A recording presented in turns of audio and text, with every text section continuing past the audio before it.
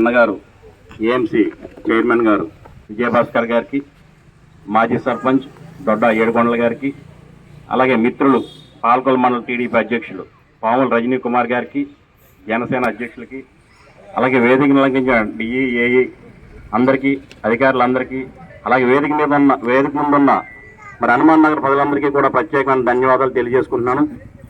మనకి పాల్కొల రూరల్ సంబంధించి ప్రెసిడెంట్ గారు చెప్పినట్టు ఇది విలీన గ్రామం అవడం వల్ల మనకి అభివృద్ధి కుంటుపడడం జరిగింది గత 8 సంవత్సరాల నుంచి. ఎందుకంటే 2013-18 మధ్యకాలంలో మేము కూడా బోర్డు సభ్యుడిగా చేసాం దొడ్డ శేషరత్నం గారి బోర్డులో.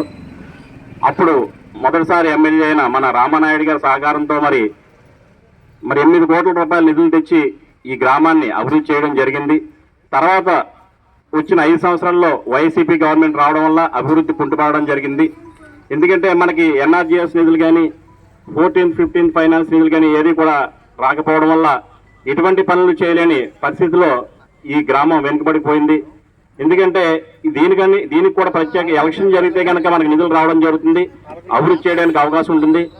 ఎలక్షన్ జరగకపోవడం వల్ల మున్సిపాలిటీ విలీన గ్రామాల్లో ఉండడం వల్ల ఎటువంటి అభివృద్ధి నోచుకోకపోవడం వల్ల ఈ గ్రామం ఈ 5 సంవత్సరాల కాలంలో వెనుకబడిపోయింది. మళ్ళీ మన కూటమి ప్రభుత్వం అధికారంలోకి వచ్చిన తర్వాత మరి మన ఇరిగేషన్ మినిస్టర్ వర్యులు రామానాయుడు గారి సహకారంతో మన రూరల్ పంచాయతీకి మళ్ళీ నిధులు ఇవ్వడం, అలాగే రోడ్ల నిమిత్తం కానీ డ్రైన్ల నిమిత్తం కానీ మన నిధులు ఇవ్వడం జరుగుతుంది, మళ్ళీ అభివృద్ధి చేయడం జరుగుతుంది.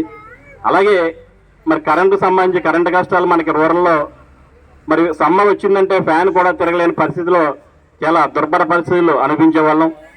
అటువంటి పరిస్థితిలో రామానాయుడు గారికి మరి మన సమస్యలు విన్నవించుకోగా మనకు కూడా రూరల్ వ్యాప్తంగా 5 ట్రాన్స్ఫార్మర్లు, అలాగే పాల్కొల్ రూరల్ నాగరాజపేటలో మరి 2,83,00,000 సబ్స్టేషన్ కూడా ఏర్పాటు చేయడం జరిగింది. అలాగే మరి వరకు మనకి కుళాయి ట్యాపులు పెద్దగా ఉండేవి కాదు.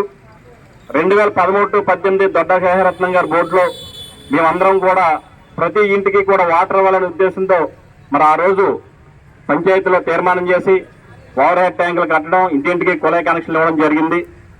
అలాగే మరి ఇప్పుడు మనకి రూరల్ ప్రాంతం అవడం వల్ల మనకి మున్సిపల్ వాటర్ రాకపోవడం వల్ల మన తాగునీటి కష్టాలు అయితే మాత్రం అలాగే ఉన్నాయి, ఇంకా తీరలేదు. ఏదో వాడకం వాటర్ వరకు మనకి కుళాయిలు వస్తున్నాయి, కానీ తాగడానికి మనం మళ్ళీ మున్సిపల్ ట్యాంకర్ దగ్గర నుంచే మనం వాటర్ తెచ్చుకునే పరిస్థితి ఇప్పటికీ ఉంది. ఆ పరిస్థితిని తీర్చడానికి మరి రామానాయుడు గారు మరి విద్యాసురం నుంచి నేరుగా శుద్ధి చేసిన వాటర్ ప్లాంట్ ని మన రూరల్ ప్రాంతంలోనే నాగరాజపేటలో రిజర్వ్ సైట్ లో 100 అడుగుల ఎత్తులో 4 లక్షల గ్యాలన్ లీటర్ల ఓహెచ్ఆర్ ట్యాంక్ కట్టడం జరుగుతుంది. అది కానీ పూర్తయితే కనుక మన రూరల్ ప్రజలందరికీ కూడా తాగునీటి కష్టాలు కూడా తీరిపోతాయని ఈ సందర్భంగా తెలియజేసుకుంటూ, ఈ కూటమి గవర్నమెంట్ అధికారంలో వచ్చిన ఒక పక్కన అభివృద్ధి, మరో పక్క సంక్షేమంతో పాటు ముందుకు దూసిపోతుందని ఈ సందర్భంగా తెలియజేసుకుంటూ ఇంత చక్కటి అవకాశం కల్పించిన నాకు ప్రత్యేకమైన ధన్యవాదాలు తెలియజేసుకుంటూ నమస్కారం చేసుకుంటాను. Thank you.